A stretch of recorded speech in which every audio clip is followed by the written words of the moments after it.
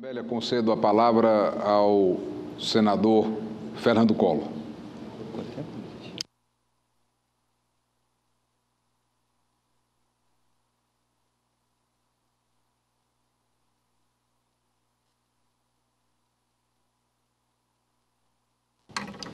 Tem Vossa Excelência a palavra. Muito obrigado a Vossa Excelência, senhor presidente Cássio Cunha Lima, senhoras e senhores senadores. O mais recente relatório do Banco Mundial, divulgado no último dia 7 de março, reconhece como corretas e inéditas as medidas de abertura do comércio brasileiro que implantei como presidente da República a partir de 1990, especialmente pelo forte impacto que tiveram no aumento da renda da população mais pobre. O documento denominado Emprego e Crescimento, a Agenda da Produtividade, repercutido em parte pelos meios, afirma que a liberalização comercial do início dos anos 90, feita no meu governo, é um exemplo anterior de potenciais ganhos para os mais desfavorecidos. O aumento dos rendimentos reais das famílias pobres foi o dobro do aumento dos rendimentos das famílias mais ricas. Segundo o estudo, abro aspas, a liberalização do comércio é um elo importante entre produtividade e inclusão. Ela aumenta a produtividade e pode reduzir diretamente a pobreza pela redução de preços e ampliação da produção, conforme demonstrada pela experiência do Brasil na década de 90. Fecho aspas. E continua o relatório, abro aspas. Novas conclusões deste relatório mostram que a redução das tarifas de 30,5% para 12,8% entre 1990 e aí estende até 1995 no Brasil, beneficiou as famílias na média em toda a distribuição de renda. O crescimento da produtividade introduzido pela liberalização comercial favoreceu os mais pobres com melhorias de renda e consumo. Fecho aspas. De acordo com Martin Reiser, diretor do Banco Mundial para o Brasil, novamente abro aspas, o Brasil tem grande oportunidade agora e não completou sua abertura. Diz ele, quando Collor fez a abertura, nenhum país havia feito.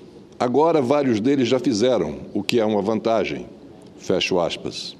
Já para Mark Dutz, coordenador do relatório do Banco Mundial, o Brasil precisa do compromisso firme e de um cronograma para uma agenda gradual de abertura comercial, capaz de provocar ganhos e funcionar como uma âncora que puxe inovações internas, como as reformas que melhorem a competição e o ambiente de fazer negócios.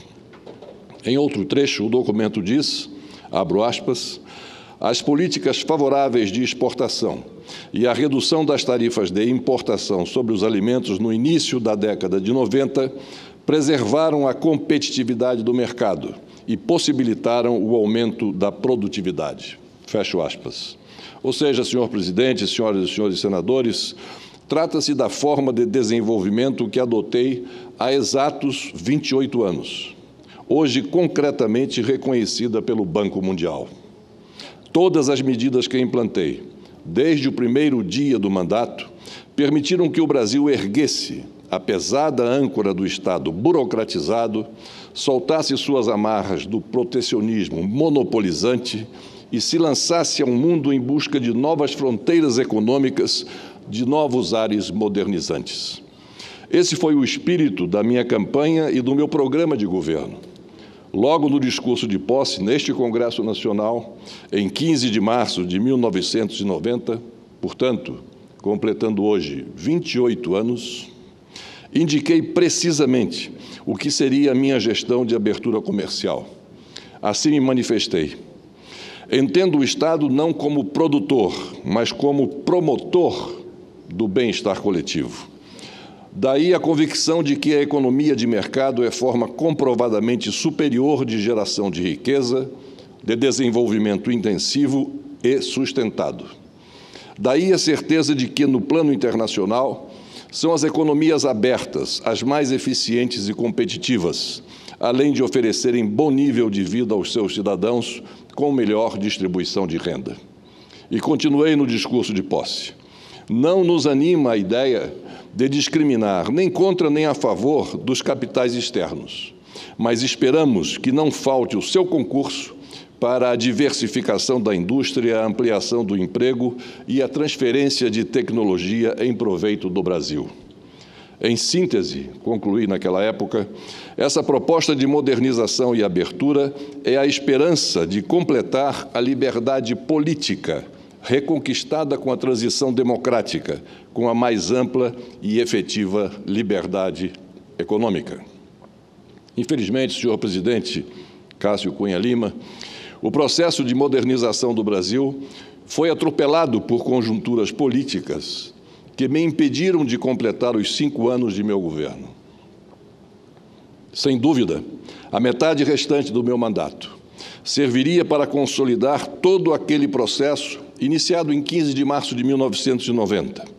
Hoje, vê-se que o resultado daquela interrupção culminou com um retrocesso em que o Brasil deixou de se desenvolver em sua plenitude social e econômica pelo período completo de 2 gerações. Tanto é assim que o relatório do Banco Mundial refere-se textualmente que, abro aspas, a política de proteção persiste no Brasil, apesar dos grandes efeitos positivos do processo de liberalização comercial unilateral do início da década de 1990. E prossegue o relatório. Em comparação a outros países, a abertura comercial do Brasil é limitada e reflete uma posição de política altamente intervencionista e protetora. Para ganhar eficiência e crescer mais, o Brasil precisa abrir sua economia à concorrência estrangeira. E a prova dos acertos das medidas de meu governo é reforçada pelas conclusões do Banco Mundial. Segundo o seu relatório, estudo comparando episódios da liberalização comercial em diversos países, aponta para um aumento de taxa média de crescimento de 2% ao ano após a liberalização. Assim, segundo o documento, o Brasil pode tirar 6 milhões de pessoas da pobreza com uma abertura coordenada com seus pares do Mercosul e mais 3 milhões caso alcance os benefícios dessa abertura de forma mais equilibrada em todas as regiões do país. E, por fim, conclui o Banco Mundial. Reduções de tarifas e de barreiras não tarifárias sobre importações aumentariam os rendimentos reais das famílias, inclusive entre os 40% mais pobres da população, por meio de preços mais baixos para o consumidor e mais empregos com salários mais elevados. Em resumo, senhor presidente, promovia a abertura comercial por meio de grande redução das tarifas de importação, das barreiras não tarifárias e da quebra de monopólios e reservas de mercado. Foi uma decisão que mostrava a boa intenção do país para se firmar como um parceiro confiável e se inserir de forma soberana na comunidade internacional. Com isto, foi possível dotar o Brasil da concorrência externa, o que permitiu a entrada de investimento estrangeiro, a fixação de empresas multinacionais no país e o abastecimento do mercado interno com produtos importados. Tudo isso impulsionou a economia, gerou empregos, aumentou a renda média dos brasileiros e diminuiu a desigualdade social. Ou seja, o melhor programa social, a mais eficiente forma de combater a desigualdade e a pobreza é a geração de empregos.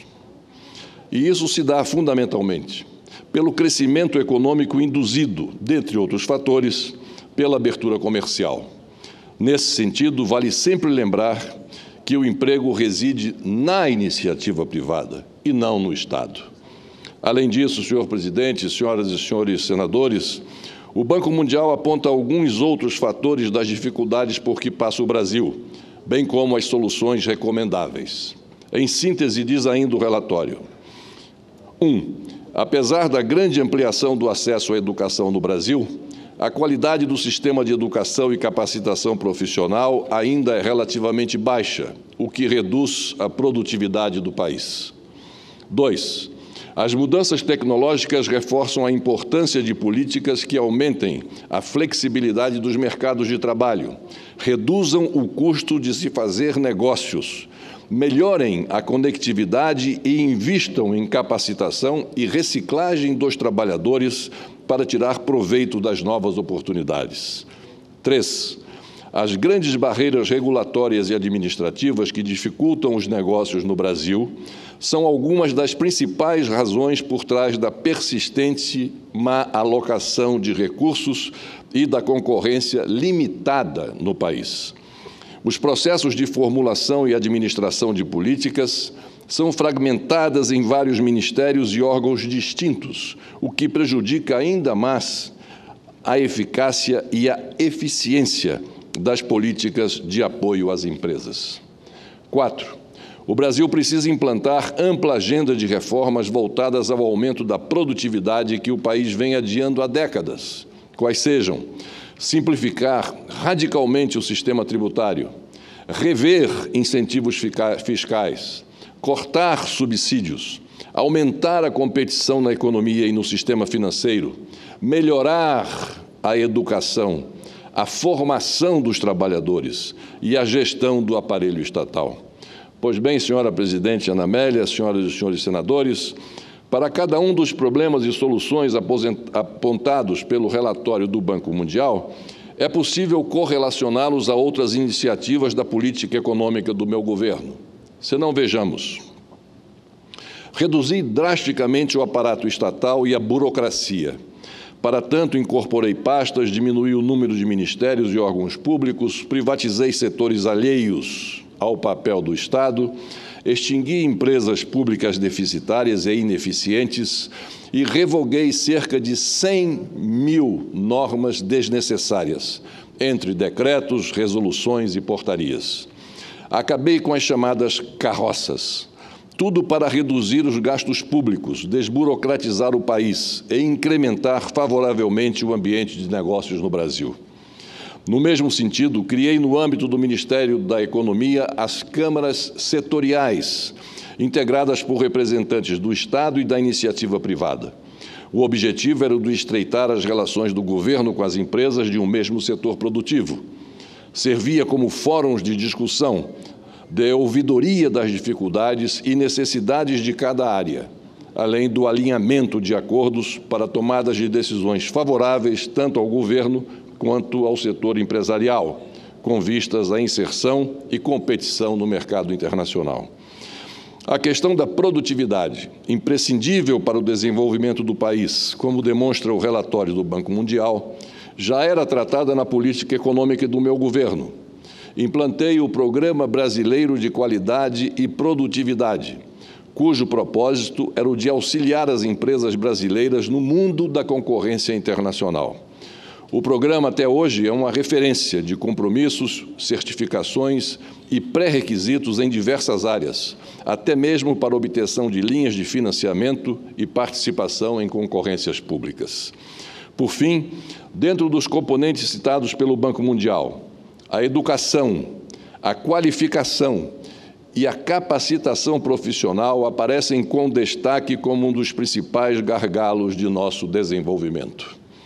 É o mesmo diagnóstico identificado durante meus 2 mandatos como presidente da Comissão de Serviços de Infraestrutura do Senado, especialmente ao longo do primeiro Fórum Nacional de Infraestrutura que promovi há exatos 4 anos.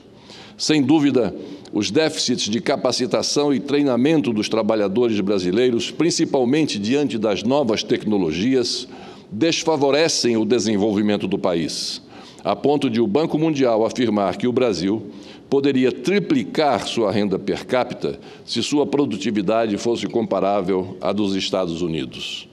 Essa produtividade está diretamente ligada à qualificação profissional, que, por sua vez, depende, sobretudo, da formação educacional de nossas crianças e jovens.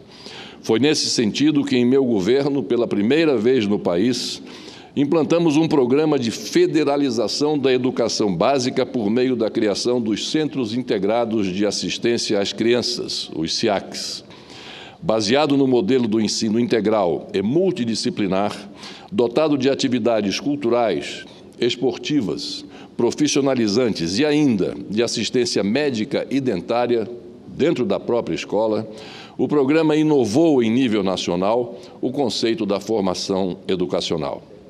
Assim, senhor presidente, a verdade é que, passadas 3 décadas, sem a devida atenção e continuidade do programa, perdemos a oportunidade de ter 2 gerações com milhões de crianças e jovens como futuros trabalhadores mais bem preparados profissionalmente.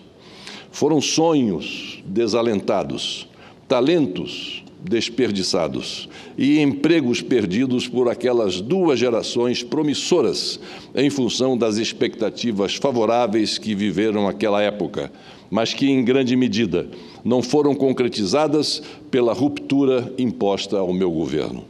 É uma pena, de fato, que todo um programa de governo que mostra resultado até os dias de hoje, com reconhecimento internacional, como é o caso do Banco Mundial, tenha sido interrompido e frustrando um futuro melhor de gerações inteiras de nossa população.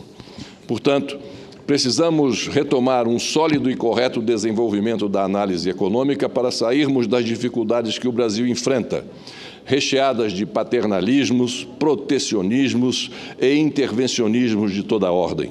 Dificuldades traduzidas por uma administração pública, refém da auditocracia, da controlocracia, da licenciocracia, todas elas adeptas de um mal maior, a burocracia anacrônica que impede o arejamento da atividade econômica e a implantação de políticas essenciais voltadas para a educação, a saúde e, hoje, com ênfase, para a segurança pública. Por tudo isso, senhora presidente Marta Suplicy, com muito prazer ouço Sua Excelência Senadora Ana Amélia. Eu queria apenas endossar a descrição que Vossa Excelência acaba de fazer de um ambiente absolutamente desfavorável a quem tenta produzir no Brasil.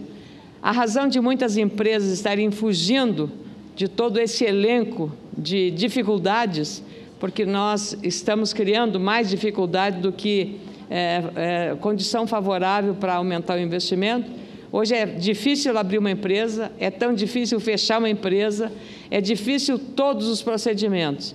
Então, eu quero renovar essa convicção de que só com um ambiente mais favorável e de reconhecer aquilo que na Comissão hoje de Relações Exteriores, por vários senadores, aquela iniciativa que nos anos 90, o senhor na capital da Alemanha, em Bonn, e eu era repórter daquela época, declarava que os carros brasileiros eram umas carroças. Ou seja, o consumidor, o comprador de veículos, senadora Marta Suplicy, era vítima da ineficiência, porque era uma indústria cartorializada, era uma indústria obsoleta, sem a segurança necessária de veículos, e depois dessa revolução, as carroças se transformaram em veículos mais modernos. E agora, uma empresa japonesa está trazendo um carro híbrido, que é a conjunção de combustível e também com energia elétrica, seja por bateria ou outra fonte de energia. Então, quero dizer que eu, ao conviver com o setor produtivo do meu estado, que são empreendedores por vocação, porque a diáspora gaúcha foi ocupar até o seu estado de Alagoas, pelo centro-oeste, pelo nordeste, pelo norte do Brasil, levando o seu conhecimento, a sua expertise, produzindo uma agricultura. O oeste da Bahia, Luiz Eduardo Magalhães, Barreiras, são apenas 2 exemplos, são exemplo desse desprendimento. E foram para lá, senador Collor, atraídos pela facilidade que o governo da Bahia, da época, ofereceu, reduzindo o ICMS para máquinas e implementos agrícolas. Com isso, milhares e milhares de agricultores gaúchos foram fazer a riqueza da Bahia nessa região. Ou em Chapadão do Sul, no Mato Grosso do Sul, onde 95% de uma cidade com 32 anos, 95% são gaúchos, alguns dos quais da minha cidade, Lagoa Vermelha, que foram lá para produzir. Hoje aquilo é um campo, é um celeiro de uma agricultura de alta precisão, de qualidade, em Chapadão do Sul, no Mato Grosso do Sul, e assim por diante. Então, esse pronunciamento de Vossa Excelência chega numa hora desafiadora para o Brasil. Enquanto nós não desamarrarmos o nó dessa burocracia que emperra tudo, desde uma pesquisa clínica para um novo medicamento, a autorização de um novo produto, de qualquer área, de qualquer natureza, a um novo serviço e também a facilitação para as empresas trabalharem, gerando emprego, gerando renda e gerando desenvolvimento. Nós estamos correndo atrás da história. vitória. Então, eu quero me associar a esse pronunciamento, senador Collor. Muito obrigado a Vossa Excelência, senadora Ana Amélia, pela sua valiosíssima contribuição ao meu pronunciamento, no que eu concordo plenamente com Vossa Excelência. Finalizando, senhora presidente, por tudo isso, senhoras e senhores senadores, o Brasil só conseguirá escapar do miasma estatista quando encontrar de vez uma alternativa viável, pragmática, coerente e duradoura. E essa alternativa está na agenda adotada há quase 30 anos e que se tornou, como mostra o Banco Mundial, a salvaguarda dos fundamentos de uma política econômica racional e eficaz, quais sejam a abertura comercial, a desestatização, a livre concorrência, a meritocracia e a prioridade na inovação, na educação fundamental e na qualificação de mão de obra. São esses os fundamentos que me trazem agora, com a experiência adquirida e a certeza da trilha correta a seguir, a missão de redimir o espírito de liberdade e de progresso. É com base nesses fundamentos de um centro liberal e progressista que almejo, como pré-candidato à presidência da República pelo Partido Trabalhista Cristão, lançar as sementes de uma regeneração que frutificará o real e definitivo desenvolvimento sustentável do Brasil. Eu fiz, provo que fiz e posso fazer novamente. É melhor. Era o que tinha a dizer, senhora presidente Marta Suplicy, senhoras e senhores senadores. Presidente Collor, obrigado. Eu estava aqui, falo ou não falo, mas vai ser um minutinho só, senador. Senador Paulo Paim. Tem um problema de voo. Muito obrigado. Até hoje, presidente Collor, eu dou esse depoimento questão de justiça. Eu fui parlamentar daquela época, fui constituinte, eu votei pelo impeachment. Mas a única coisa que até hoje ficou na cabeça da população e na minha é a tal de caminhonete Elba. Por isso que eu cumprimentá-lo pela sua firmeza, coragem e se apresentar como candidato a presidente da República. Assim é a democracia. Se tiver 5, 6, 10 candidatos, vai ser um momento de um grande debate para o país que todos nós queremos. Mas dou esse depoimento que eu falei para Vossa Excelência. A única coisa que eu lembro é a tal de caminhonete Elba. Uma carroça. Uma carroça. Na verdade, eu estou lhe fazendo aqui um gesto que, se fosse só aquilo mesmo, eu digo a Vossa Excelência que eu pensaria 10 vezes antes de ter votado aquele impeachment. Muito obrigado a Vossa Excelência, senador Paulo Paim, por esse seu depoimento tão espontâneo, e Vossa Excelência já me havia falado isso outras vezes, e eu agradeço essa sua intervenção e a recolho com muita alegria, com muita satisfação, incorporando ao meu pronunciamento. Muito obrigado a Vossa Excelência, senador Paulo Paim. Muito obrigado, senhora presidente, senhoras e senhores senadores. Eu gostaria de dizer que o discurso foi um discurso extremamente didático, né?